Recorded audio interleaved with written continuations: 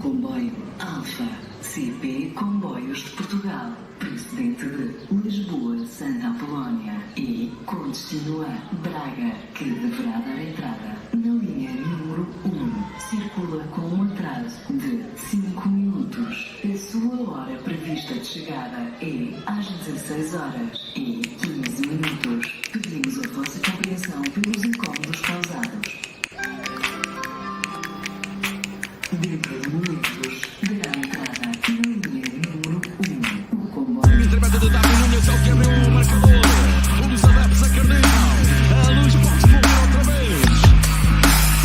E a luz milhões, quem vai gritar o gol? Se a bola empate, vão ser os adeptos. Eu depois vou acompanhar. Ai, ele vai atirar, ele vai atirar, ele vai atirar, ele vai atirar.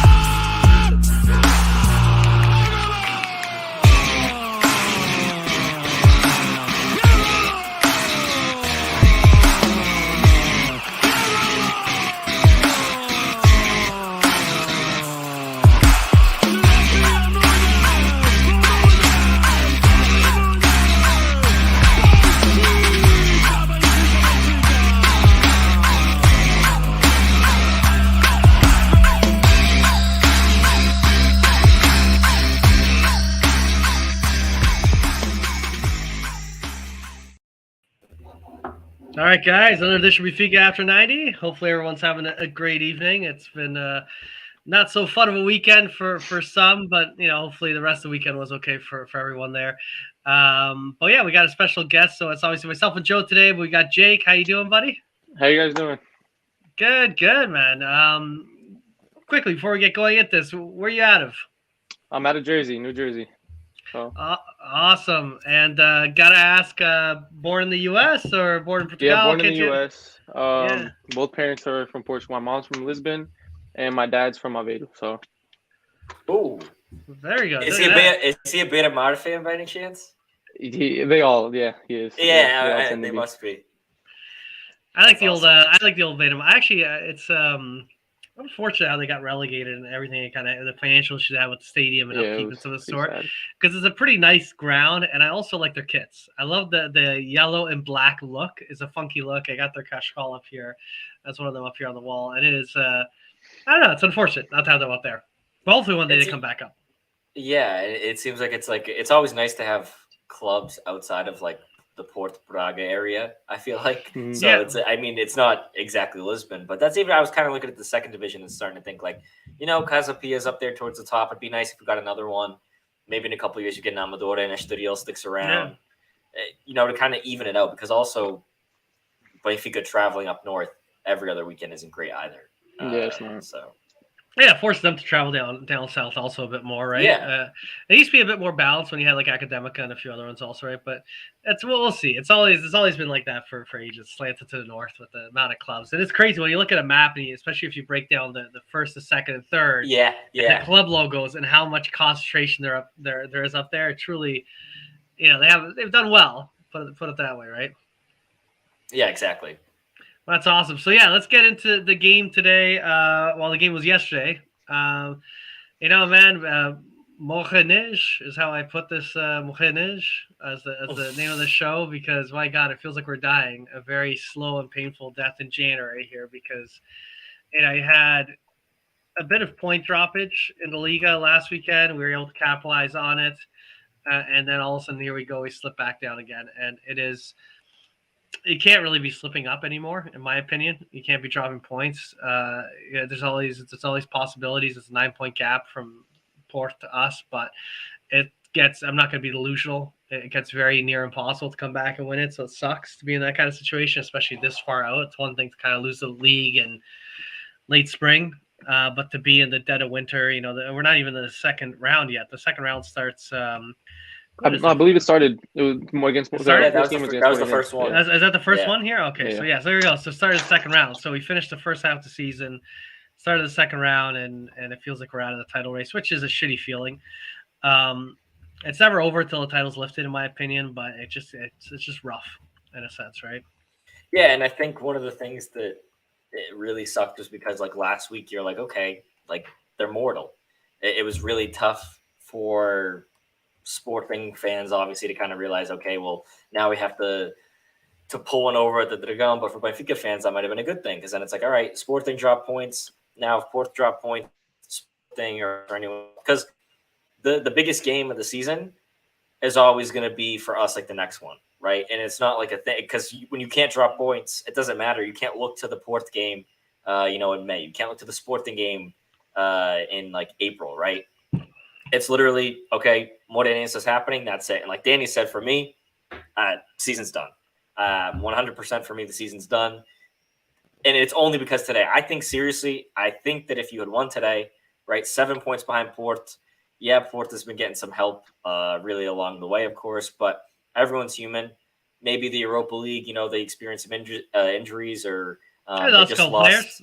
Yeah, exactly. They lost Oliveira, they lost Corona, and I do think that that's going to hurt them sooner rather than later. But it's like there was a possibility, right? But now 9 points, you can't. And especially when you drop points in a game that you needed to win and should have won, it's tough. But Jake, I'm not sure if you felt the same way. Yeah, no, 100%. I mean, I was watching Porto today. I mean, and Belenenses taking an early lead. I was not excited at all. I mean, I knew right away. Yeah, and then picking up a red card, it's and this Porto, I'm gonna be honest with you, this Porto is stronger. I believe they're stronger than the Porto that won the league in 2020, and it's stronger than the Porto from 2019 as well.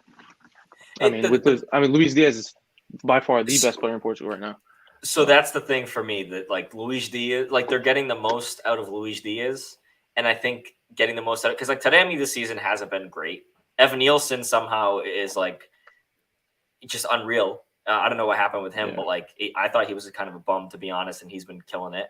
But yeah, it's just tough because even then, right? Like it seems like a Porto team that isn't that like dedicated or is kind of still in shambles because they just lost Corona for $2 million because they didn't want to resign with them. Right, or like $3 million or whatever. Yeah, they're probably of the big three. As much as Sporting has gone through madness over the last several seasons, they're in a good place now. But it's shocking how I think Porto's mismanaged more than Sporting is, and Sporting's doing well. But it's just one of these things where they had the financial resources.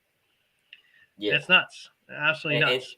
And I was talking to a Porto fan when I watched the Benfica game yesterday, and we were talking all about Pinto and stuff like that, and like they're just fine with it because he essentially built the club, so they don't really care, Yeah, and I'll say this much: the one thing, as much as I think the club is deteriorating up north, they got a couple of Champions Leagues out of it. You know what I mean? They got a couple of big things that Europa Leagues. They got they started to build. And did you see that stat that if you take into account like Supertaças and like the old Campeonatos, the Sporting tries to say puts them at 23, right? Like the total trophies. If you look at like across the three clubs. Yeah. Porto next season, if they win the competitions they're in now, if they win the Liga, if they win the Taça Portugal, if they win those two, really, right? Then, and Benfica doesn't win any trophies, then they would be one trophy away from surpassing us. Yeah, that's a joke. That's terrible. And that really falls on this current. I don't want to say. It's not just solely on Rui Costa, but the general administration is what I want to say, like the directors, the people of all this club. The last 25 years or so of this club, there have been some moments where things have run well, but they have allowed too much to get out of hand, and just it's been very one-sided. But yeah, let's get into this match. We've got a lot of people, and actually before I'm trying to think of, we got so many people in the chat that I'm trying to figure out. You know what? Real quickly. Let's get the 11. Let's get the 11 out. I'll do that, and then we can get into the match. How about that? I updated the 11 now, so keep an eye out for the new manager. Let's see. I quickly did it very fast before we went live, so let's see how this works out.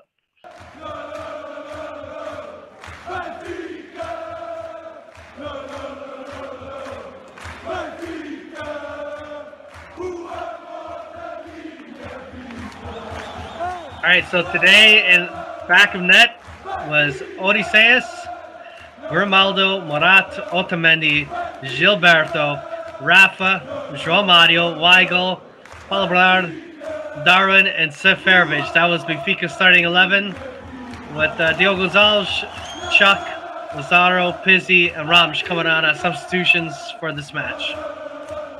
I cannot downplay how excited I was pre-match to see Paulo Bernardo. Like, I think all of us were extremely excited, right? Just because he's like our golden boy right now. Through all of like the shit we're dealing with, he's like the one thing that puts a smile on your face. Like, honestly, Benfica could have lost every single game this season, right? And if we saw them rolling out the kids, like, we're still gonna get excited. You're just too deep into it to ever be like completely disconnected. And Paulo Bernardo is just okay. That's the next way they're gonna get us. Like, I'm gonna watch every single game regardless, and especially when they put out a like him. And I thought, except for Seth, I thought it was a good lineup in general. So I was sadly mistaken, but really excited. Yeah, and he had a great game today as well, Bernardo. I mean, I really enjoyed watching him. So it was good, man. I saw this pop up on my Twitter. It cracked me up when I saw this. Small price pay for salvation, and I was the same mindset, man. I got excited. You're seeing the kid. Yeah, man. The first chat here, man. I got a feeling the Shrista match is going to get called out pretty quickly, but it's the one thing I would say I was disappointed in was, I know there's a jokes about Seferovic starting, but I thought last week I thought it was quite interesting to play Rams first and then bring on Darwin. I didn't like the idea of Seth starting. I just don't know what he's earned or done to earn that position. I know also Verisma was just trying to figure out a squad. This gives me vibes of a preseason type match to a certain extent, where it feels like you're trying to figure things out, but you don't have time to figure things out. Like that. That's the unfortunate part. I think for me, one of the things with Seth that I'm starting to come to terms with, right, is just that I think he has to be a super sub. I think he's a player that how often do we see him score early? Hasn't been, happening often. He is a guy though, like we played Pasha in the Tasa, right? And he came in, boom, right away. We score 4 goals, pretty much all because of Seth. So he is a guy that is able to win games for us, and he'll deliver. I think he'd score matches more as well. They were saying on BTV when he came off, but that's really the issue to me is like you need to realize. Listen, now maybe Rams isn't the guy, but I thought for this game I would have put Chuck up there. I think Chuck and Darwin. Mm-hmm. At the very least, right? Like Chuck is always occupying defenders. But Seth was a sip, like we always say. I'm sure Luis was he was counting his minutes today. Yeah. Played what, 60 minutes today? Was it 60? Yeah, it wasn't the 82 though. He didn't get to 82. He didn't get to 82. So at least it's like declining, right? The amount of minutes he's getting. But it's unfortunate. It was a very much a match to me that for a team that prior to the point that they got yesterday, they're fighting for one of the relegation spots to stay away from that spot. They're currently, as the table wraps up, they're 15th of the 16th, 17th, 18th go down, right? In terms of the potential relegation positions. The 16th position has 16 points, so does Morrer-ense. It's just a goal difference. That's why they're up at the moment. If it wasn't for that point, to be in a relegation spot. And the match to me sadly felt too open of a match against the side that has no business playing. Now we had majority ball possession, like it was almost like 75% ball possession. It was 74%, like you said, Mario. It was ridiculous. But it's just at the same time, it didn't feel like there's like games where you have 74 ball possession and you own a team. It didn't feel like we were owning it. Like it just didn't feel like we were in control as much as we should have. Well, the thing for me is like it was just it was cross city USA. Like it was insane. Every single time we got the ball, I thought Grimaldo was one of the best players, not to say it right then and there, but like it was just the team's reaction to me is one of the things that got me excited, right? Like we could see, obviously we'll get into the goals and stuff later, but then we reacted and I was like, all right, like they're probably going to realize after a little bit that we can't just keep crossing balls and not doing anything. But alas, like that didn't fix it. And one other thing to touch on, Mario, about the lineup, I loved the way we even got set up because we had the 4 in the back, right? Yep. Which we're happy that we don't have the 3 in the back. Even in the midfield, we were playing Weigl as a 6 deeper. Then with João Mario closer to the front 2, and Paulo Bernardo was there in the midfield with Rafa, who I thought was terrible. And then the personnel was whatever, but like the actual formation we were playing, I would have made some small changes, but for the most part, I was pretty happy with it, right? To see us testing new things. But the thing that really sucks was that formation wasn't the reason you lost the game.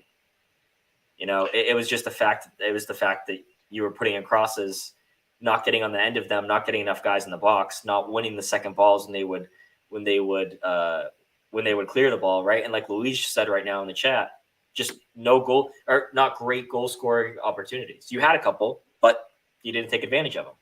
Yeah, and just to be quick, to stick on Luis's comment, you made a comment a bit ago that Paulo Bernardo, not really a winger, and we're kind of playing him in that position. Well, kind of not in a sense, because you see him on the pitch, he seems more central. He doesn't seem to be playing out wide as much. But if you're trying to play a 4-4-2 and you're not really having like that proper, you're allowing Gilberto's kind of filling in both duties to an extent, right? But I want to keep seeing more Paulo Bernard, but it's well, I think you're going to have to realize that if you want to, I think personally the way that they should play, right? This is just me, is that back four. Valentino was a little bit better, right? But Gilbert, I think just for his class and the intensity that he brings, he probably should start games. And if it's not his day, which yesterday you could really tell it wasn't his day, you probably should have taken him out in the 60th minute, right? That should probably be one of your first changes just to see what you can do on that right side. But then in the middle, you're going with Weigl, you're going with João Mario and Paulo Bernard, and then you're playing a combination of the front three with Rafa on the right, I think, and then probably Chuck in the middle and Darwin on the left side. But like, you know what I mean by that, like a 4-3-3 like that. Yeah, pretty much, yeah. I think that's what everyone wants to see, and to be honest, I have faith in Verissimo that we will eventually see that. But that is what it is. And yeah, Luis, I want Florentino back. Like the biggest thing, Mario, was like we also need to just figure out the squad. Like I don't want PC on this team. I don't want André Almeida on this team. I don't want Taarabt on this team. I don't want Steph on this team. I understand we're not going to get all of it, but just make moves. Like, yeah, it's time to, you know, if Porto. I'm not saying it's a good thing they sold Sergio Oliveira for $2 million, but my God, it ain't like we're in a situation financially that we're severely weaker than our rivals. We could actually dump a lot of dead weight, and if it's not the most financially savviest way of doing it, just for the sake of the squad, and we were chatting just before live on Rui Costa's interview, and a comment Joe brought up is, you know, he kind of inclined to, and I saw it online about this inclination about what Verissimo was saying on maybe longer term as a manager, how it doesn't mean it's a temporary position, and I think everyone was faced with dread at the idea that, okay, is this our long-term manager until he gets fired, I guess you could say. My one take on that one is that it's more about kind of like he's a substitute teacher and the kids aren't listening in class and it's a poor classroom and the classroom's dysfunctional and the last teacher just quit and they got this temporary teacher in there. And if he's a substitute teacher, they're going to continue to act out. If you tell them that's their new teacher, maybe they'll act a little bit better. I don't know if that's the logic behind it, but there's a really nasty feeling in my gut that if we get a few wins and it, you know, let's say it's not a horrible second half of the season, but we still come in third, that he'll stick around. And I just don't think that's good enough for a club of our stature, right? But I don't know, man. What did you guys think? Did you, Jake? Did you get a chance to see much of that interview or any of the clips from it? Or I honestly did not see much of it, but what I do have to touch on that is if you know that group, like you guys have mentioned in previous episodes, that group Pizzi, André Almeida, Grimaldo. I feel like if they're not gone, nothing's going to change. Yeah. I mean, nothing in the locker room is not going to change. I feel like even with Verissimo in there now, I feel like there's still no respect for a manager. So I feel like it's more the players that needs to change rather than the board. One of the things that I've really been seeing that's surprisingly, he's kind of, you know, starting to turn my head. Obviously this season, right, a couple guys have done that for us already in a good way. Gilbert, everyone last year wanted him gone. If you wanted Gilbert on this team after last season, then you just didn't watch a game or you're for his family and get free tickets. Like those are the only two. That's the only reasonable explanation for that take. But exactly, I think he's doing great. He's turned our heads in a good way. I think that Grimaldo has been scoring. Defensively, we all know what we get with him, right? He's not going to be one of the best in the world, far from it, actually. But what he does on offense and getting us forward is great. And honestly, his attitude, like remember a couple of years ago when we were at Maritimu, and he was kind of like there was a little altercation there before or after one of the matches, right? Mm-hmm. After this game and like the last couple of times that he's been given interviews and stuff like that, it's like he's starting to take some of the responsibility, and he was pissed. If you saw he won the man of the match, like the league's man of the match award, he was livid giving that interview. And he's like, this was terrible. Like, obviously, he talked about the refereeing and the anti-jog and all that stuff, which is true, right? But at the end of the day, he knows that he's starting to, like, wake up. It's not like a Peasy or these guys who I wonder what Peasy would say if he was in an interview like that. But I don't think he would show as much frustration. I really They're too don't. complacent, in my opinion. Yeah. They're way too complacent. They're just they got their tetra and that was it. I mean, they're happy with that. You know what it is, Jake? It's how, like, in the locker room they have all those they have the trophies that they've all won. Yeah. There's a problem that PZ has a ton of trophies on there because every time after a game, win or lose, he goes and sees those trophies. Exactly. That's all he cares about. All he cares about. Look, hey, listen, great player. I'm not talking about him as a person, right? We never get into that stuff. Don't know him as a person. I'm sure he's a great guy. But as a player, right, as an employee at Benfica, which is what all of these guys are, he's not cutting the bill. And I think he's negatively affecting the chemistry of the team in that environment. So that's really what it is, Mario, right? Like, you're talking about the financial situation.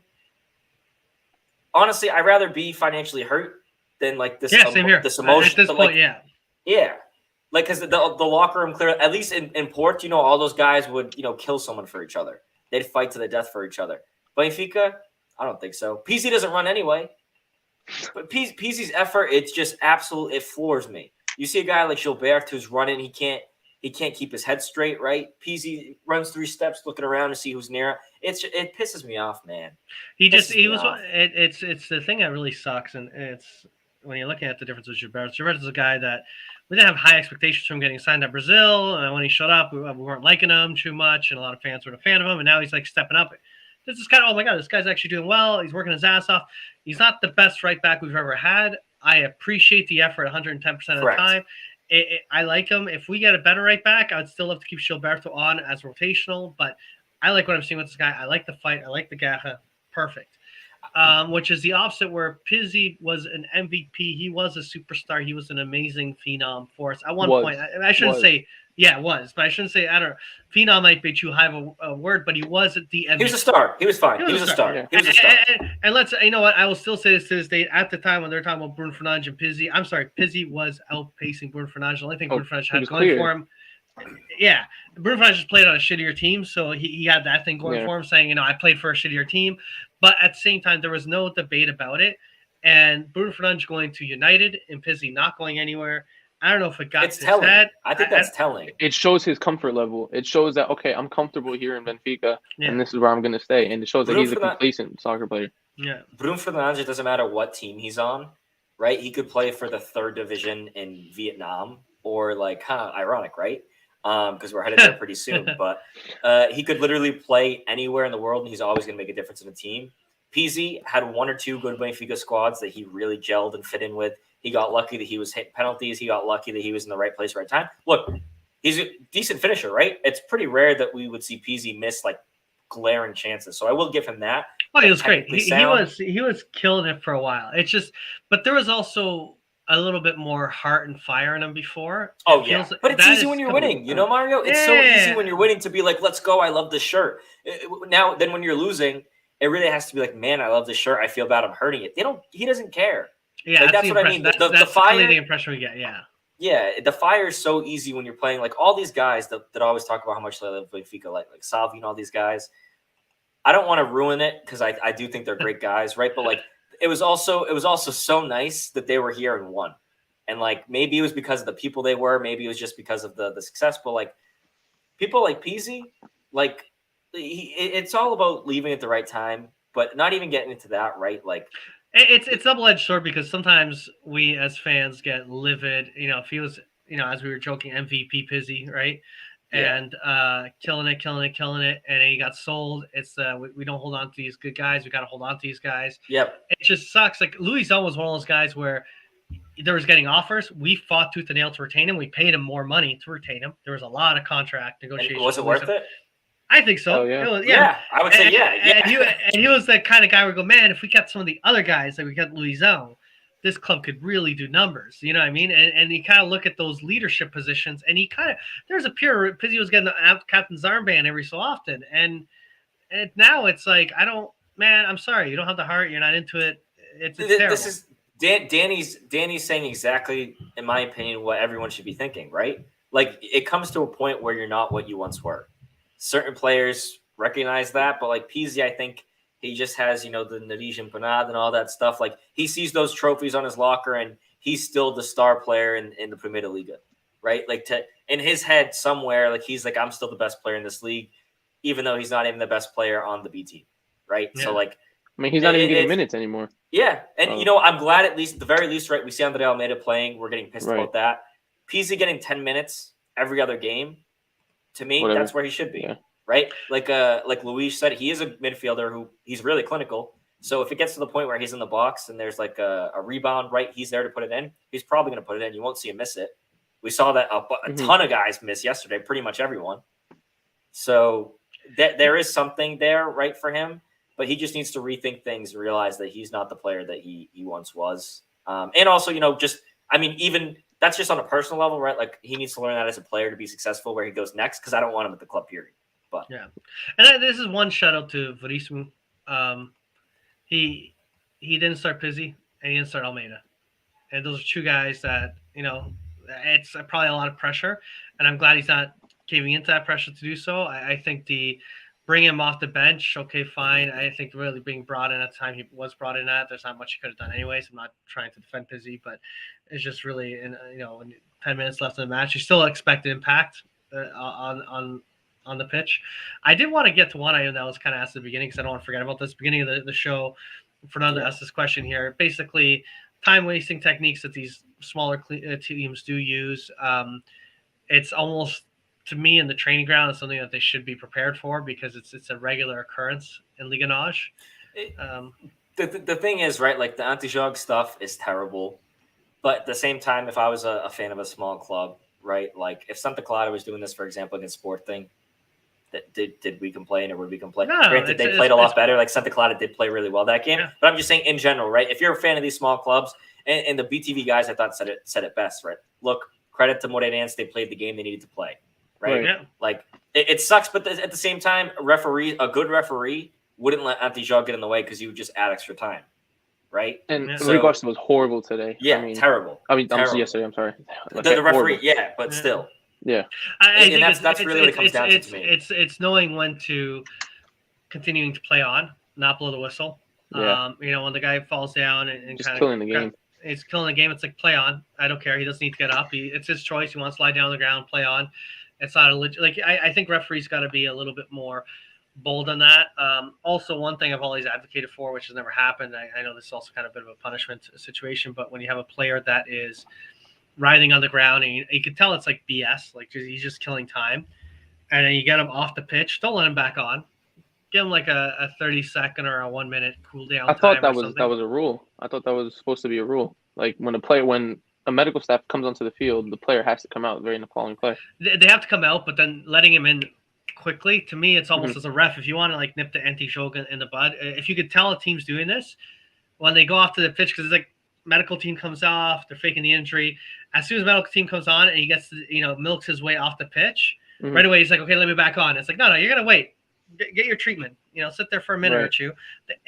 I know there's no fast rule on that, but if I'm a ref trying to kind of manage a game, and I'd let the players, you verbally speak to the guys on the pitch. I'm like, hey, you're going to keep doing that. You're going to wait on the sidelines a bit before you get back on. And these guys will think twice. I always like used to joke around about Flamengo, right? Because Flamengo also has that crazy reputation that they just give them as much stoppage time as they need to score.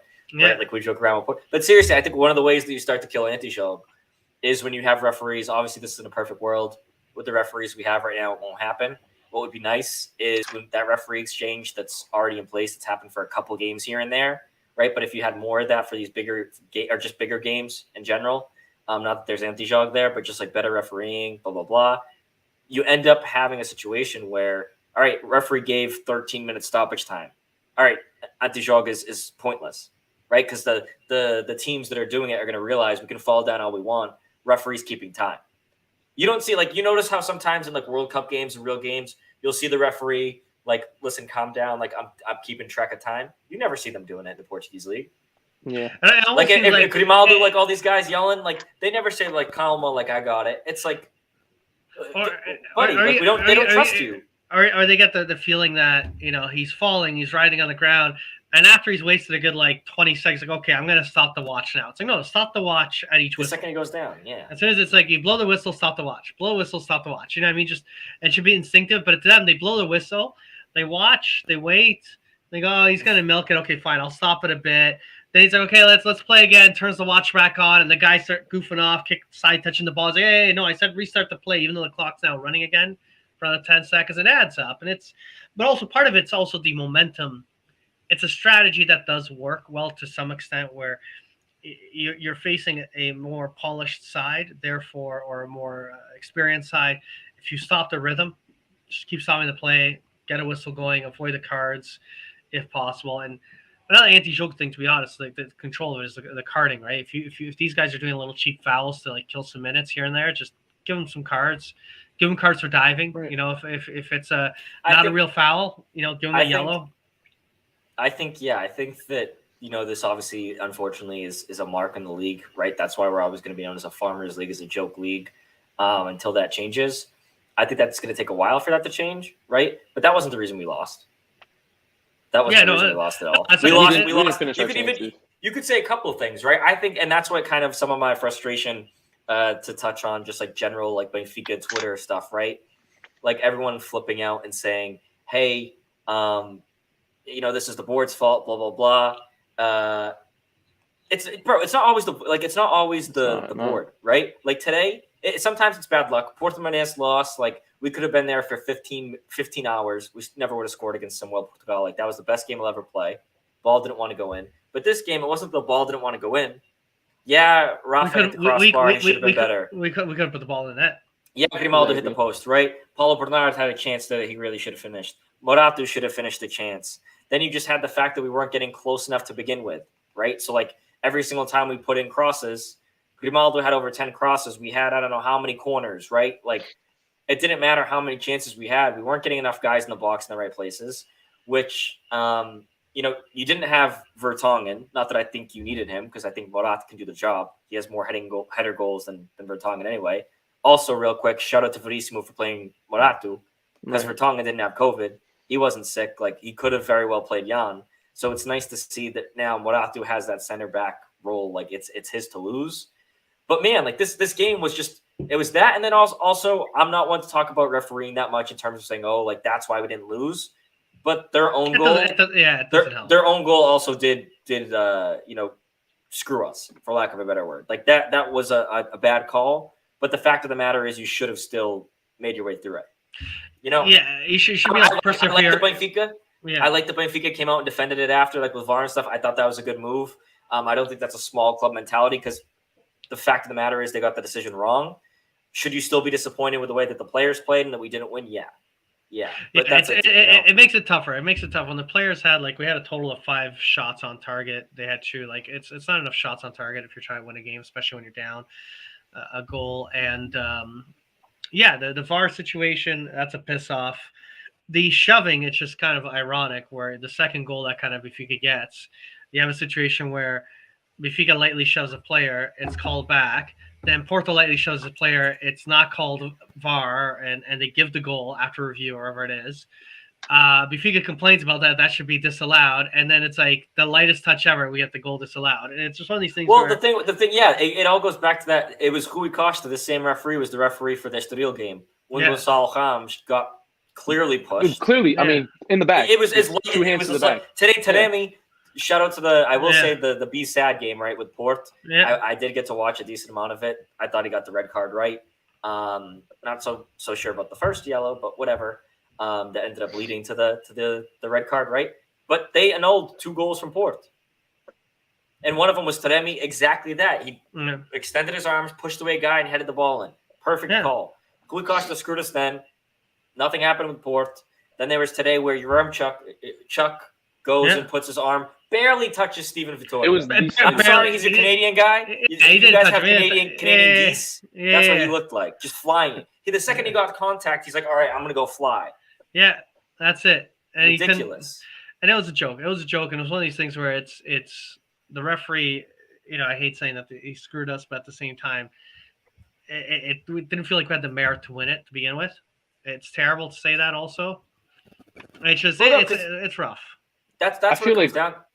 sorry, I feel like when we come up against teams with a low block, we get frustrated and we have no idea what to do. And like you said, it's cross central. Everything is just cross. There are so many teams, Jake, that play a low block against them. It's not that Exactly. difficult. You're gonna have It's it. almost You're one of the every small best team that we teams. play. You're one of the best teams in the league. They're gonna play. There are very few teams that are gonna try to go head to head with you, right? Even though there are some that don't play as low of a block, like you're not gonna have 74% possession every game. But even then, when you realize that Steven Vittoria might have like serious head trauma right now, Mario, because of all the headers he had to do that game. Every single time the ball came to the box, he headed it. He made contact. It's ridiculous that you can't figure out, like, look, guys, if we don't have bodies in the box, pass it around. See if we can, like, lull them out or do something. And that's why, I mean, the chances that we did have to hit them on the counterattack, which were very few, I'm really mad at Rafa for not taking. Right. And he's my shittiest of the match, little preview, because I thought that he just he didn't do anything that we needed to do. Anything we need to do. Like the few chances, Rafa's a guy, right, against Port, Luis Diaz, he's a guy that every time they get the ball on a counterattack, he's going to push it forward. It might not end in a goal every time, but a lot of times it does. Because Port realizes, all right, this team is giving us the opportunity to counterattack. That's a mistake. And unfortunately, Rafa didn't do that. It's not like he switched on with these Champions League games where he sees, the light and takes it, because he's been good this season. But until I started saying that he was, him and Luis Diaz, I don't know where to put them, 1A, 1B, he's been trash. He's ever since the Sporting game, he's disappeared. He watched that episode. It went straight to his head. It's your fault, Joe. He Rafa, if you're watching this, you're trash. If you subscribe, you get the sticker. You got the Joe sticker, and he started sticking it up there. Yeah, ridiculous. It's just so frustrating, man. And then we always used to get on Jesus, and it's tough to get on Verissimo, but it is just in-game management as well. Like, this guy didn't ask to be in this position, not like JJ, who was praying to have a reunion with Vieta, right? So that's why I still believe that JJ deserved a lot of the slack that he got. But you see Gilbert's not having a good game, like someone in the chat said. I think it was Luis or Magnitude or someone. The second you see Gilbert's not on today, sub him out, buddy. Yeah. Like, he doesn't need to be coming out that late. No. In my opinion, I feel like Bernardo was taken off a little too soon. Yeah. I mean, why take him off? What did he do wrong? Okay, he had one shot, which was a way he was able to make that shot, and he should have finished. The way he got it off in the first place is impressive. Exactly. So, but like, he didn't do anything bad. He didn't have good like SOFA score ratings like you'll see. But if anyone watched the game, he did everything that you wanted him to do. He lost the ball a couple times here and there, but I think it was I don't know if Mauricio wanted him to be an out and out pure winger position, which he's not. He's a 10. He's got to be. He's an out and out number 10. Well, if he's not playing that pure winger position, I'm going to pull him. Exactly. That's your mistake as a manager for putting him in that position, right? He shouldn't have been in that position, or I don't know. I agree with you guys. A lot of manager rumors, just because there was talks of Shevchenko. He went to. Oh my God, who did he go to? He just got fired from them. It's not. Mourinho went to Roma. He went to who did he just get fired from? I forget. Oh my gosh, I'll have it. He was in Italy, right? Hold on. Yeah, he's in Italy. He just got let go this. Was it Hellas Verona? No, Fiorentina. Not Fiorentina. Genoa. That's it. It was Genoa. Yeah. Genoa. Yeah. Genoa. Oh, Brian said it in the chat too. Yeah. So the situation with him is he did really well. Still a rookie manager, in my opinion. Did very well with Ukraine. Went to Genoa. Now Genoa's position was very dicey. So these guys are relegation bound. I think they had won 2 out of 13 matches. Pure crisis. They bring him on at the end of November. They fire him, beginning of January. To give him a month and a few weeks. And during the time he was with them, they faced Juventus once, AC Milan twice, Roma, Lazio, Atlanta, I think also tough competition in Serie A. I don't watch Serie A that much, right? Like at the end of the day, like sometimes I watch on and off. It's just I didn't watch any of his matches, but he's an interesting character. And the only reason I bring him up is if you think you get something up front, which is an issue we have out of Chuck, and he was getting stuff out of Chuck in the Euros, and he knows him, and you bring him a manager, and he says, "Listen, we're trying to create something new." He has some, European pedigree to that extent. He's closer to the players. Like when you talk to Verismu, a lot of these managers played at some point at a very low level. Like George Hughes played in the 3rd or 4th division or something a tiny bit. They got something, but they're never like King Kong. This guy walks into the locker room. It's like when Rui Costa walks in. I'm like, this guy did stuff. He's well respected. And it wasn't like he did it 50 years ago. He did it just a few years ago, So these guys would have seen him. No, all the guys growing up know who Shevchenko is. They played FIFA with him, so it's not it's. But one of the things I will say, Mario, like in general, right? It's not if we want him. Does he want us? Because this isn't like that's the thing. People are always asking. I think it's so crazy that we try to act like we have the power. I don't think Benfica has any power to get any coach. Like, I think he's a manager with potential that I think we could grab. That he might accept the offer just because.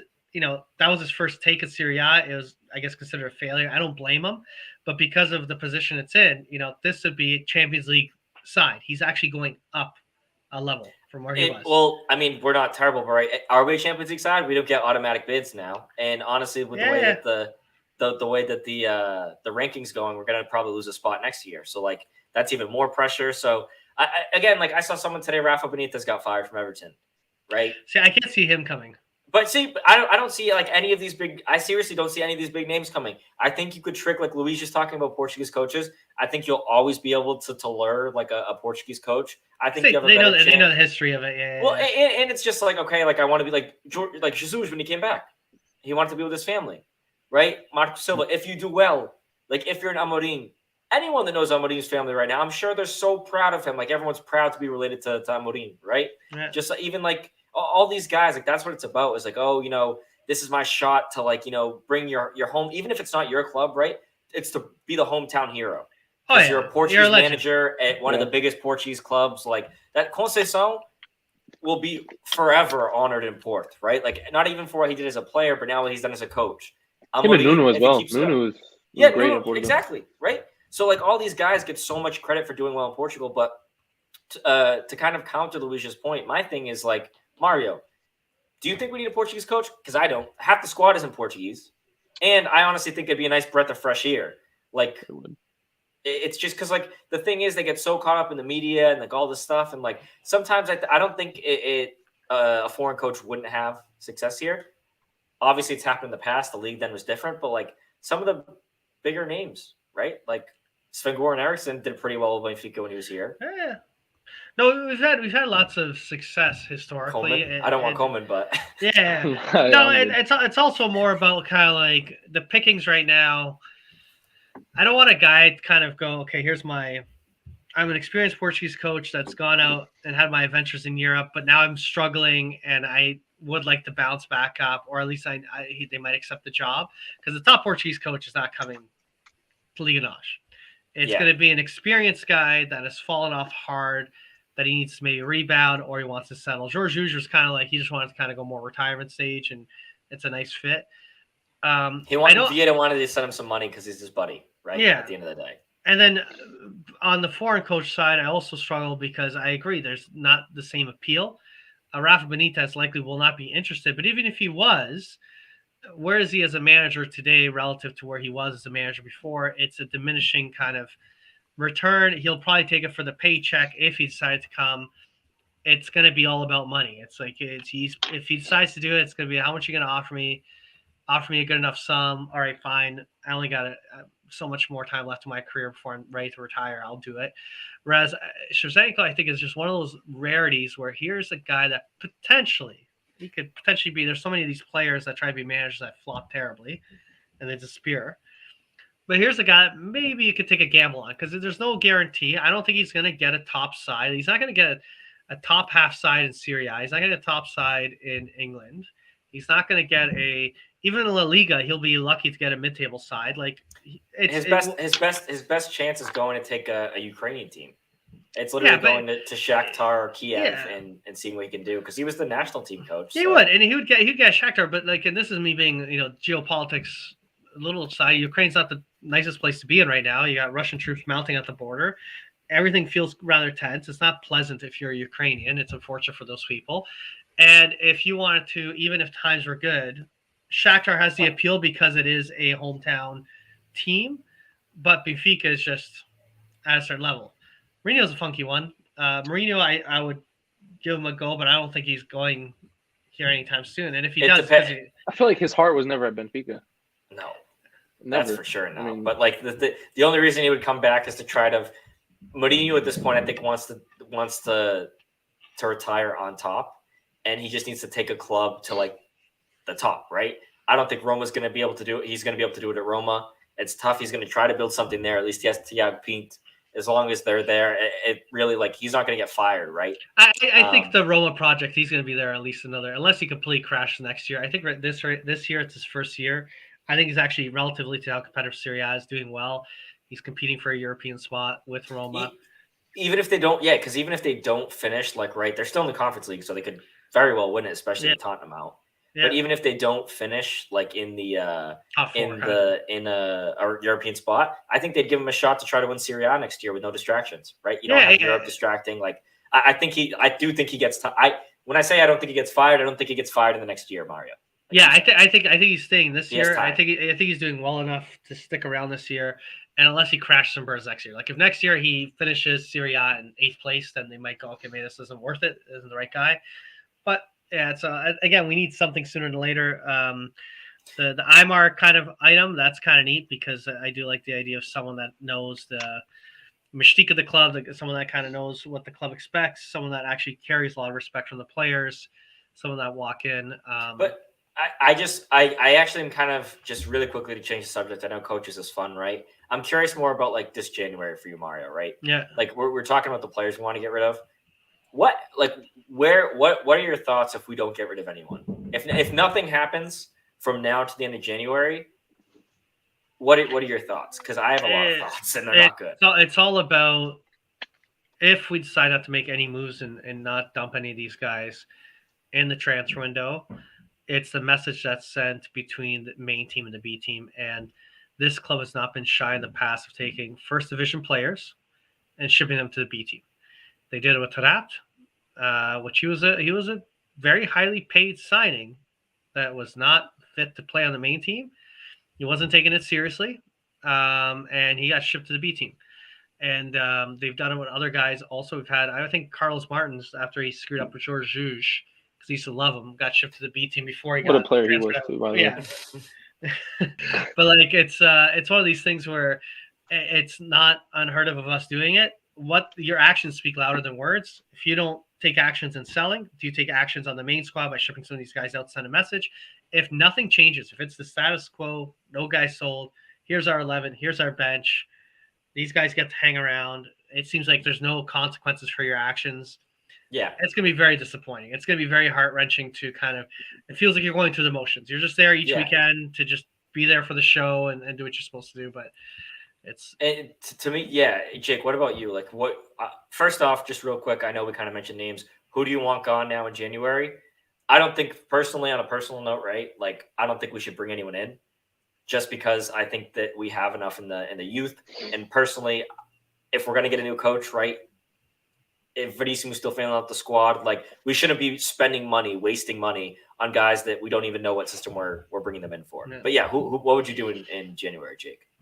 January, like you said, I probably wouldn't change anything right now. In June, like I said, I want to see the house clean. I want to go back to a comment that Luis made. I feel like why not bring a foreign coach? Why not bring in someone from the Bundesliga who can play like scary, no mercy, counterattacking football?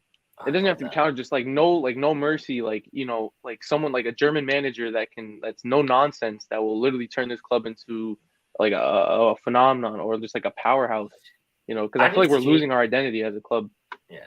So I mean, I feel like we need a fresh start. You see all the stories now too that are coming out, like of all these long-term socios, like starting to say like I've never seen it this bad. Not even during Vietnam, it didn't feel this bad. Like the last title we won was the Supertaça in 2020. So now we're going on over 18 months of no trophies, Mario. Pretty soon, unless we have the. Was it 2020 or 2019? It was summer. It was 2019 once 2020. Summer, 2019 season. Yeah, excuse me. 2019-2020 season. So yeah, even longer. And that was the last time I saw Benfica. Correct. I was like, wow. I was like, I was so excited for that season, and very shortly disappointed. My thing is like Mario. This month of January for me is everything, because not only do you have like, look, you already dropped a game, so in the sense that you had this idea of a Reconquista, right? Like you have behind you. I still have the scarf too. Like that wasn't going to happen as of we're done with the Reconquista. This is completely different now. But you still have time to clean house. Hold on. You still, yeah. I I love it. I personally don't have hope. I think it's done, and I think that that this was the last straw, right? In addition to the fact that you would have to catch up on two teams, one of which has been getting a lot of help and hasn't lost in the league yet. But nonetheless, right? I think this season you have the opportunity to Reconquista done. You still can clean house, and you can still win a trophy. You can still win the Taça da Liga. And do we do that now, or do we do that in the summer to clean house? I mean, because if we clean house now, we need because you're cleaning house now, and then by June you need a new manager who's gonna just like I don't see us bringing new players right now. Like, what's the point if we're gonna get a new manager with a completely different system? Yeah, the only thing I see is getting rid of, for example, a Seth, or getting rid of a Pizzi Almeida if you can, or getting rid of. To me, it's those guys, right? Gabriel, who's technically still a Benfica player. I completely forgot about him, to be honest. You got a couple of guys back from like Yonder.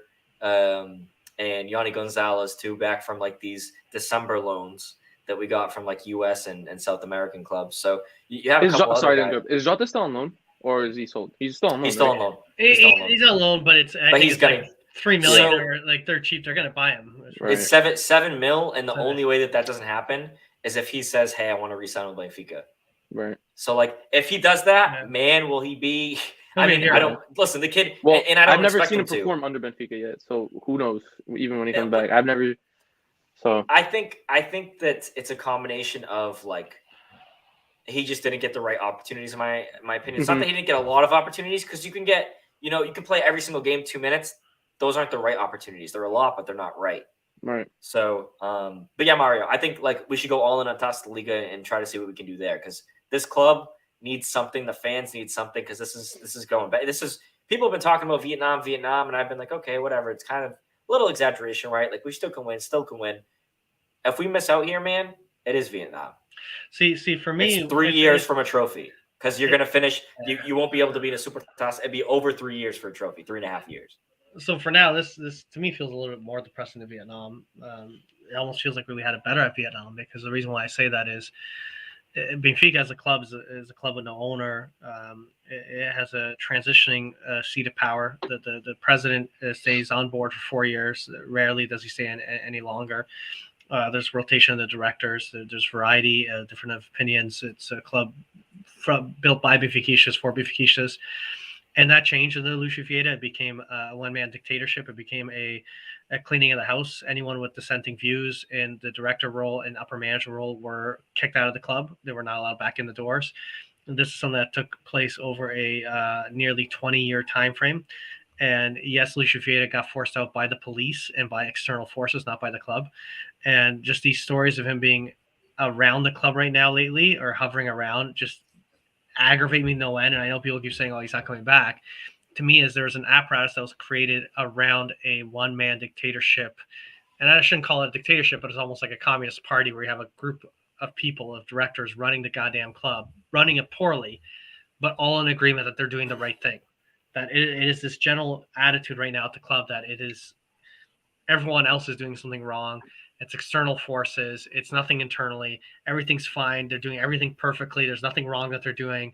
These are the best players. Verissimo is the best manager. Everything they do is amazing. And George Ruge is the best manager when he's not the best manager. The next guy is everything is roses. Everyone is too scared to speak out. Whereas Vietnam, part of Vietnam was, because it was a club by socios and there's a variety of opinions, people were having arguments and dissenting opinions, both on the street level and management level at the club. And there's a lot of people with strong voices outside of the directors that are Benfica speaking out. Right now, you don't have that. It does not feel like, you don't see it from Simone. You don't see it from Luizão. You don't see it from Shell. These guys are they're happy that they have jobs at the club that they technically still love, right? Like, they're just happy that, hey, yeah, I was a legend. Like, now I'm at the club. Like But that's how I see it. Yeah, and Luizão, I'm not so much like right. It's a little bit different because of his role, but for these other guys, like the real big story, right? The post game issue, Mario with Simone, one of the Sócios. Yeah, I saw that on Twitter. That's something that can't be happening. For anyone that didn't know, essentially what it was is Sócio, right? Like all of us after the game, emotionally upset, saying that, yelling, saying they're killing Benfica, that it's all their fault, right? And as he's kind of going away, right? Simone was there. Simone also very emotional, right? I'm sure. But still, it's just something you can't say, unfortunately. It's really a bad look. He's kind of like, well, who are you? Like, go away, pretty much the guy who he didn't have to say anything. I understand Simone was upset, but if you're gonna say anything there, it's, hey, dude, I'm mad too. We're all mad, like we're not happy. And to me, it's not reassuring that you see that, Mario, because at least like that, just that willingness, right? The willingness to be like, you know what? We're the ones that messed up, or I shouldn't say the willingness, but like the responsibility, right? There's just a lot involved there, right? But it also used to be kind of like more independence on the upper side, and then also like the general information. Yes, there's always a Benfica newspaper and things of sort, but there was more open communication. There's Benfica people on sport TV type shows, things of sort. Now there's BTV people, that rah people. Anyone externally is just out to get the club. And I just I hate this kind of closed-mindedness. It leads to kind of a collective groupthink. I hope Rui Costa can turn things around. I really do. But it's this kind of yes man mentality, and everyone kind of united front, which I get it. You want to have a united front on many issues, but at the same time, I don't know, man. It gets me a little worried because if it breeds complacency. So if Simone can say that and there's no punishment for it, and everyone else can think it, and there's been other people who have at the director level have said things about the fans that are upset without consequences, whereas before there'd be consequences for stuff like that. So it's annoying. I did want to quickly, I know I'm just going to loop real quickly back because Luis said something that I saw in the chat, and I just caught it, was his item on a Portuguese manager, which was a good point, is love the idea of a German manager. I do like the idea. I like about all attacking, but in Germany, more teams play open game. Anti-Jogo we're talking about earlier. That's going to be the biggest challenge is for any manager. I still think Shevchenko is just a cool manager because he's coming from a different light. It's not like a dominating Ukraine per se, but he did well with them. It's more of the experience. He can connect more. He eliminates the BS from the players. You can't give some excuse about I'm tired on the pitch to him.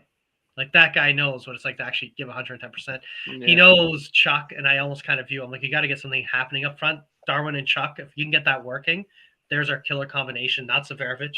You know what I mean? Well, my thing is like Mario, it was working. We had those games where it was rough. You're feeling something Darwin else. And Chuck, and we were killing it, and then we decided to just Chuck for a second when I saw the lineup, I was like, oh, like he's back from COVID, blah blah blah. You kind of assumed, right? But you never really know. Everton obviously not being available because of COVID in this match was, I think, a loss because I did think we started to see him shine since JJ left. And he definitely is more comfortable at the club, which is really important too. But the thing for me is like, all right, why did you decide not to play Chuck? Was it a health thing, or was it just, obviously we don't know all the reason behind all these decisions, right? But it's pretty easy to say like, what has Seth done, like you said, to earn his position? Nothing. Seth should not be starting. France is pretty much it. Right? Like Seth at Benfica this year, Seth he popped off against Passos to get us to the round of 16 in the TAS where we got smacked by Port. Yeah. But that's not his fault that we got smacked, right? But it is his fault that, in my opinion, unless he's scoring 2 goals, a brace as a sub, he shouldn't get the starting role. Raul Jimenez, look at how many goals he scored, and he never got a starting role. Yeah. Right. Like, you're a sub. That's your position. You come off the bench. Yeah, he's a super sub. At the same time, you're playing under, Jonas, who's, Correct. Obviously, that's like a totally different story, right? But the whole point there is like, just because you score goals doesn't mean you deserve a starting spot necessarily. It's whatever the best fit for the team is. And like Luis said, it's this, the lack of synergy is for me really massive. Like it's so clear that there's not that chemistry that they need. But then you look at the guys, right? Like at least 2 of those 3 guys. You look at just the team in general. You want to see the guys giving you heart and stuff, right? Chuck has picked the fight practically in every single game. So he's got a even chip today. on his shoulder, which it tells you a lot about a guy, right? Yeah. Friesen would be doing the same thing. Darwin, every single game. Oh, I'm loving Darwin. I love seeing Darwin. I honestly, the more I watch Darwin, the more I think, man, I'm going to be sad when he leaves. And I know people, and it's still ridiculous that we have people saying, "Oh, get 50 million for him, 60 million for him." I think why not hold on to him? Yeah. I honestly think. He's Listen, young. you pay 24 million for him. If you Keep get him. your money's worth, If you told me that last season, 100% get rid of him. But this year he's a completely different animal. And why get rid of him?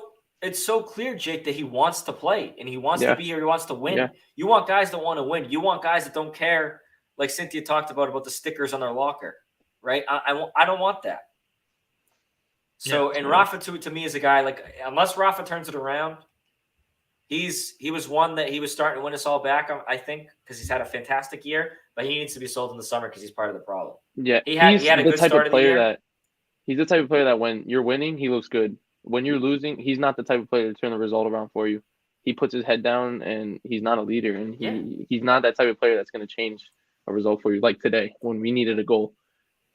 I'm sorry, yesterday. I keep saying today. Sorry. Well, it's still the thing. But speaking of players, player of the match, Teresa match. Let's segue in that.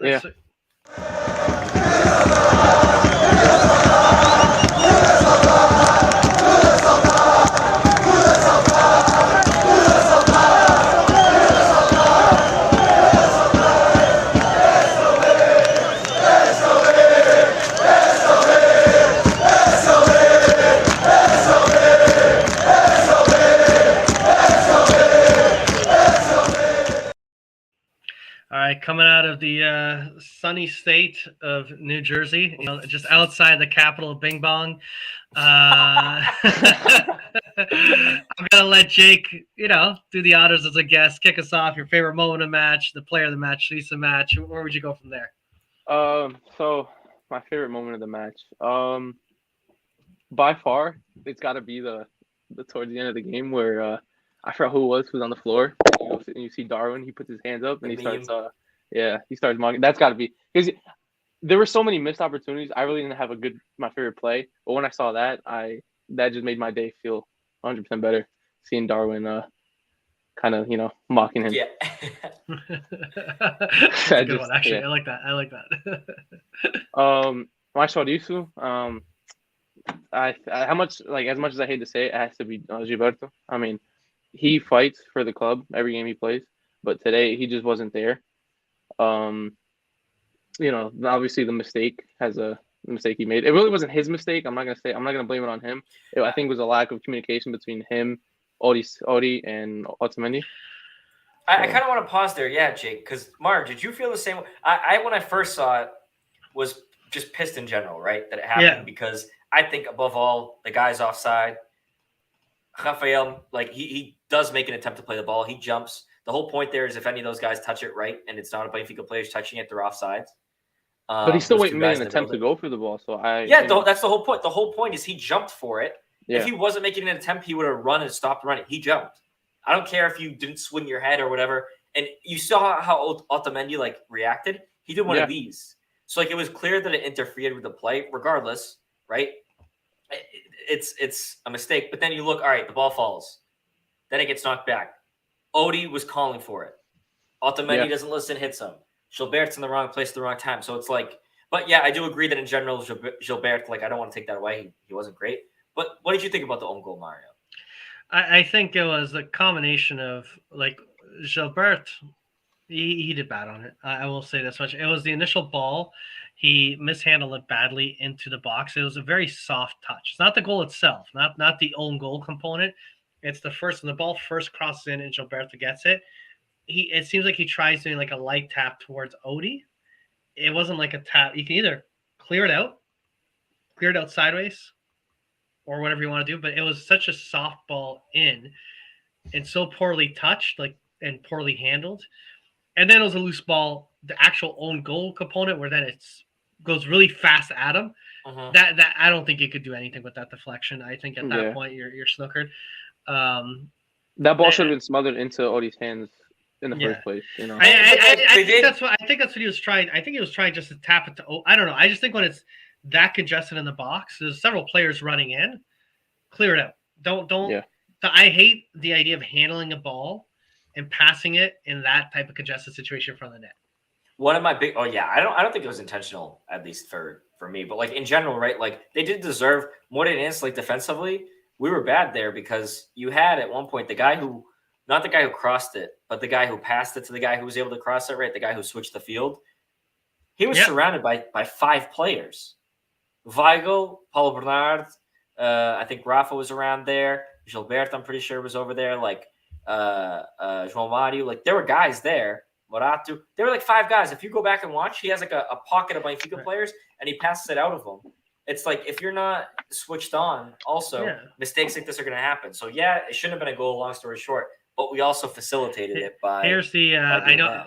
I'm not going to get myself. I'm not going to play the video because I play the video that causes things. But this is the image. This is exactly what I wanted. That's what you're talking about. The right here on it's also this is where Grimaldo kind of failed, where defensively he lacks. On the bottom right hand side, you just fast forward a tiny bit. See how there's no one marking the man.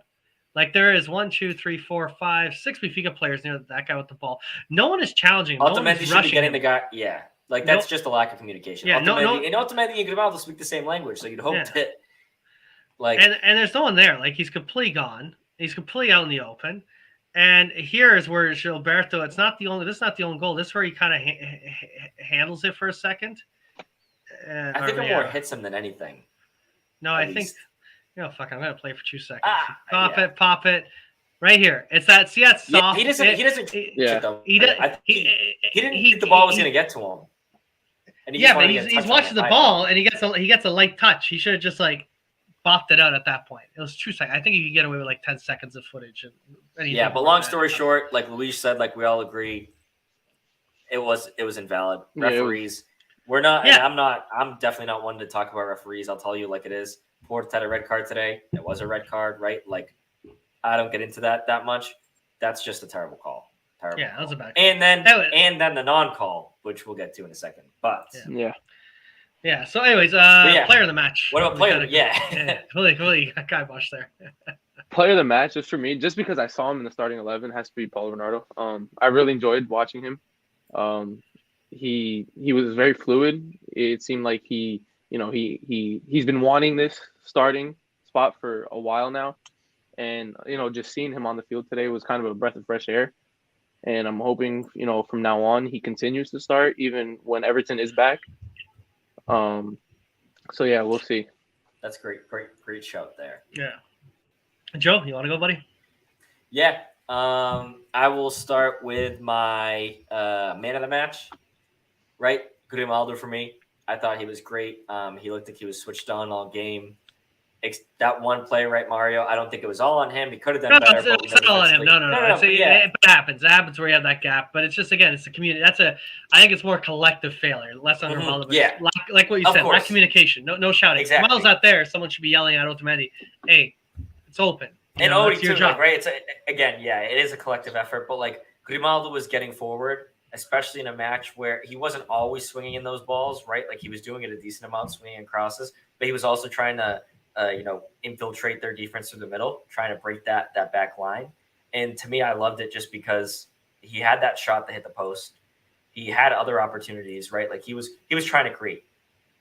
Definitely honorable mention to Darwin for the goal, not giving up, right? He was there at the right place at the right time, but made sure he finished it. And just in general, he was, you could tell he wanted to score. He wasn't like some of these other guys who were. You could see how much it meant to him when he scored. Yeah. I mean, he felt like the way he celebrated and the way he, the team, just the level after Darwin scored, the level of the team just increased right away. Hey, and the thing is, right, I don't want to see him leave because he just brings so much to the squad. I think exactly, Jake. Like if you're gonna rebuild this, like part of the rebuild, right?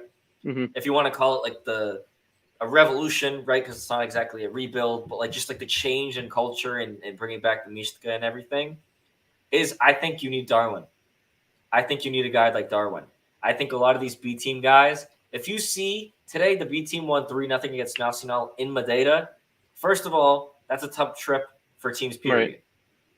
Second off, the Nacional team is third and fourth place. So they're right there at the top right now. If the season was to end today, they're in that relegation playoff match, right? So they're a good team, clearly. And the Benfica players, right? The B players, Sandro Cruz, Rafael Brito, You can go down the list, but like especially those two, they have so much respect for the fans. So much respect for the fans that you can tell, like, if these kids get a chance, they're going to do the shirt proud. Like Paulo Bernard, I can't wait till he scores his first goal. I feel terrible that it wasn't today, which would have been my play of the match, because it really could have been. Yeah. And I think that would have been a major turning point, right? He's definitely not getting the starting spot taken away next game if he scores there. Right now, you could be like, okay, Everton's back, but they're going to let him ride this hot streak if he scores. Great job putting Steven Vittorio on skates and even getting the opportunity to have the shot there. I know he was excited. He was probably just like, oh, I want to hit the ball quickly. But he had the whole right side of the net open. I just want to ask you a quick question. Do you see him playing as a second number 9, Bernardo, as like a second number 9, as kind of a false 9? No, not at all. Like, you know, like you had that Felix. No, like a second striker almost. Second striker. Exactly. If anything, Gonçalo Ramos, seriously, I think should play there, because I think Gonçalo. That's like what Gonçalo would be best at. Yeah. Gonçalo, honestly, and to kind of transition into shitties of the match, right? For me, it was Rafa, but if it wasn't Rafa, there were a lot of guys there. Gonçalo Ramos coming on, I really was not impressed. Yeah, he scored the goal that was like, you know, not even considered a goal, but I mean, the keeper had his hands up. The keeper wasn't even paying attention. So yeah, he wasn't really paying attention, and it was kind of a weak header to the side. But like, there were so many times in the last couple of minutes there in stoppage time where we were trying to run up, and he started a counterattack for Morrer-ense. Like, he's just not careful with the ball. I know his whole thing is being a finisher, but he hasn't been able to do that. But, you know, whatever. Totally different expectations from him versus a guy like Rafa. Rafa was terrible. Absolutely terrible. You needed him to show up. He had that one shot where he put too much on it and hit the crossbar, right? Tough. You would hope that would be something that puts that chip on the shoulder and tells him, hey, I'm close. I'm going to score today, right? Like, no one's gonna stop me. Because Rafa Silva is a player that no one could stop. No one could stop Rafa if he wants to, right? If he's on that's the day. Where it comes from. Yeah. That's literally just what it is. It's like, look, I'm Rafa. I'm faster than you. What's one thing you can't teach? Speed.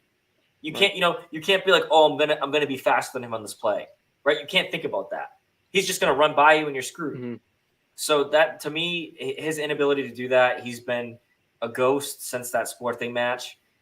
He really, to me, if we don't win the Taça Liga and he doesn't put in good appearances there, that's another just terrible sign that he's never been able to put together a full season.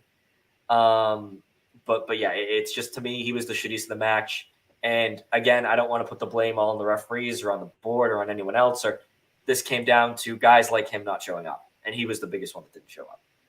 Yeah, no, and I gotta kind of echo that for mine. I think Rafa, especially in the light of what we saw in the previous match, where new manager, Everton has a new lease on life. He kills it on the left, was just amazing, and Everton he's not available for this match, and all of a sudden it's like, okay, Rafa's been doing well. You know, you kind of rate him a little higher, given like what he's done, and he just under-delivered, relative to expectations.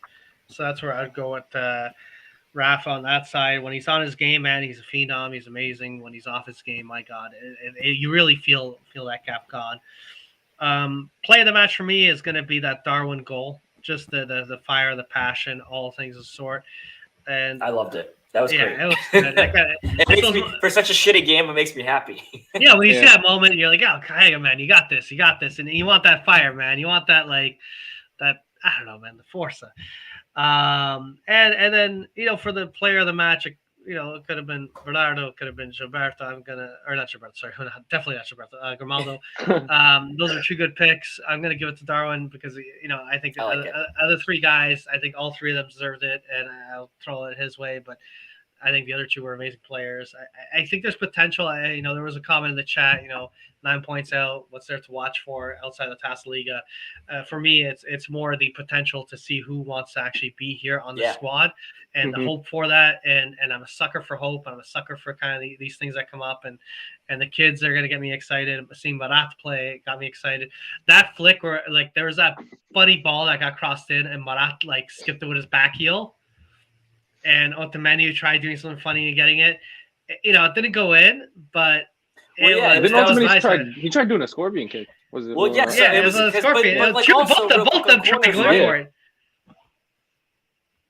It was Weigl flicking it on that even made that happen. Like when he's in the first post, we've been making things happen. Yeah. And then, Otamendi misses with a scorpion, which had like whatever desperation, right? But Morata, it's tough to ask more from a guy like him. Actually, right? I like this idea of the formation. The 4 in the back. That's what we did today. I thought that's what we Yeah. were lining up with today. Yeah, Was it 4-2-3-1? I mean, seeing Bernardo go more central, but you know. But you need Gilberto don't really see- I don't see- all balls yeah. to kind of cross down on those runs, right? Well, So, I think he's talking more about like if João Mario was to play next to Weigl, which is an interesting combo, and then instead of João Mario playing right behind the strikers, like you would have Paulo Bernardo there. Right, That's what Luis wants. He should But like for me, more to the middle, yeah. And for me, that's kind of what I want. Like I want like kind of staggered, like Weigl to hang back a little more, but João Mario to still play there next to him. Paulo Bernardo up, and then I want Chuck in the middle, Ruff on the right, and Darwin on the left, and then you are going to have games where maybe you want to start Everton instead of Darwin, and then you bring in Darwin. It's kind of like the but that's whatever. Like it's like a 4-3-3 also. Like 4 in the back. You got basically Weigl. It's still a 4-3-3, but it's just how you break it down. Yeah. But I like the idea of it. I think there's potential for this squad. But yeah, man. Hey Jake, thank you so much for tuning in. It was joining us today. Yeah, and it was hopefully no problem. Good to have Appreciate you back it. on. Get you back on for a win and a victory. One thing I want to shout out. He hasn't been able to been on the show for a while, but Ethan. For those who don't know, I know we joke about Ethan, but he does play. He plays in a lower level in England. And he sent us a clip of a goal. So I want to end this show instead of the traditional sign-up. I'm going to play that clip of the goal, of his goal. That's what I'll end on. It was, he's kind of nice, to be honest. I was, whatever kids say they play all the time, but I was pretty impressed. Joe, do you still play as well or not? I'm going to be playing soon, yeah. But not at that level. Yeah. That's and it's over. One of the things that I guess we can touch on right before we do that, Mario, is Peasy, real quick. Just go around. You think Peasy stays after the season? I honestly think it's no, and that's probably more hope than anything else. But I don't think he stays after the season. I think no from 2 angles. Obviously squad. Secondly, rating cracks me up. The second one is money wise. I just think we could still probably get some money for him this window coming up, either January or in the summer. Keep him around one more season. His value's just tanking like a rock. I just think both from a financial standpoint and also from a squad standpoint, I think he's gone. Hopefully. Jake? Yeah, I agree 100%. I think he's got to go. Him, Almeida. I mean, why not just clear house and start fresh? What else do we have to lose at this point? Yeah. I'll be scared if he retires. That means he's just basically going to try to retire with us. And I don't know how much longer. He gets another board. He retires and joins the board. I would force to loan him to like the real Belenenses and like put him in the 4th division. No. Send him out to go play with Gabriel. Yeah, his buddy in Qatar or Saudi Arabia or whatever it is. Basically tell him, hey, you just show up to the border meeting. It's like, you know what, you're going to take this offer from wherever else you're going to go in Europe, or you're going to get the pile of sand. And you just have like a friggin' like hand of like sand. And you just put on a thing. He's like, what's that? I don't know, somewhere in the Middle East. I don't know what country it is. Just roll the dice. You'll be Qatar, Saudi Arabia, Iran. Who cares? You're gone. I hear Palestine's on the up and coming here, so have fun. Yeah, I don't know. I don't know what's going to happen with him, but at least on the bright side, I'm really, really happy that the B team is giving us something to cheer for, and hopefully, right, like Verissimo, we wanted to play more youth kids. He gave Paulo Bernardo his first start, right in the Liga. I should say, right, first start in the Liga, and then when it comes to Morata, he gave him the starting spot. So. We'll see what else he rolls out with. Camara gets called up soon. I mean, I don't know if it'll be this season or next season. Yeah. Most likely next season. I can see him getting called up. You look at the B team, and it's like you have Enrique who can score. So if you get rid of Seth, he's definitely like, hey, Gonçalo, maybe you want to loan out Gonçalo or even send him to get some confidence, right? Like, honestly, would be fine with that for Gonçalo. Mm-hmm. You still have, Thiago Veia, who's a sick, great winger. Embalo's great winger. Camara's great. Rafael Brito's great. Defense, there are some good center backs there. Even Kokobu, he had a great game in net. For anyone that didn't watch the Nacional game this morning. But they just they're excited, right? And then you see them on social media; they're so proud to play for Benfica. They love the fans. Like, it's nice to see a change of pace instead of the guys that and I know it won't be like that forever because they're professional. Right now, they're probably make it club that gave them the opportunity to do this as their life, as their career. But one day, paychecks will come and things will start to come into play. But for the time being, they're playing for the love of the club, and there's just something so beautiful about that it's always going to excite you. So hopefully we see some of chop it up a little bit. Sure. Yeah. I cut out for a little bit. All right, guys. Outside of that, we'll do it on that side. All right, Jake, we'll get you back on. Yeah, I froze up for a little bit. It's all good, Joe. Right. But yeah, we'll have a great night, maybe guys. It's time to wrap it up. Yeah, we'll end it off with the clip of Ethan's goal, man. I think give the kid a shout. He did really good with this one. It's a great play, so I'm happy to be sharing it. I should have shared it on the last show, but I got it here for you guys. All right, good night. Peace. Come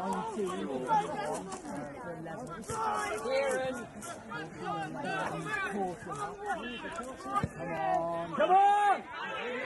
Don't give it away at the last minute! No! Aben!